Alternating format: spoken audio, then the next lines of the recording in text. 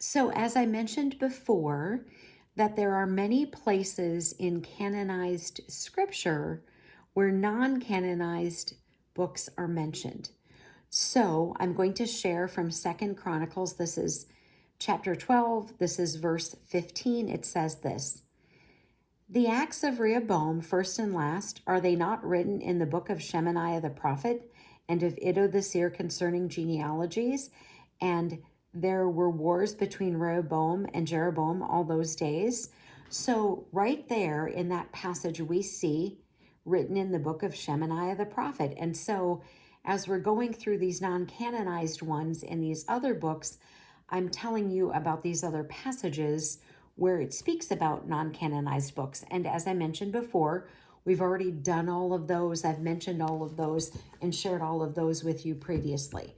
So today we're going to talk about the first book of Adam and Eve, the conflict with Satan, and then the second book of Adam and Eve. So it says, and it tells us that the first book of Adam and Eve is the life of Adam and Eve from the time God planted them in the garden to the time that Cain killed his brother Abel. What's super fascinating about this book, although scholars agree the text was originally written in Greek, what we know about this first book of Adam and Eve is that this text has survived in 6 different languages. Greek, the first one, which is what they think, Latin, Armenian, Georgian, Slavonic, and also a fragment in Coptic, which is, to me, incredibly fascinating. And there also is a Milan translation that was written sort of in the style of the King James Bible.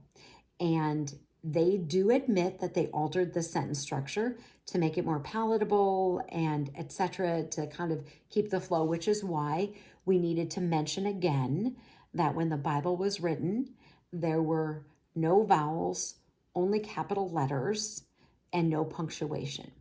So let's talk about the second book of Adam and Eve. So this is an expansion of the time frame from Cain killing his brother up to the story of Enoch. And this book is a composite of some oral stories that were passed down from time to time. What's fascinating about this book is that sections of this book we know are in the Jewish Talmud and the Quran, and that the authors of these Adam and Eve books borrowed heavily from the scriptures. And the Egyptian author wrote in Arabic, but translations were found in Ethiopic.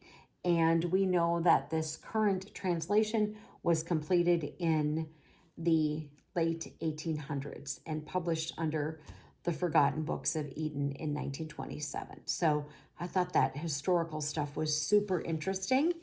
Armor up, we write at dawn. May God bless you as always. Have a great day.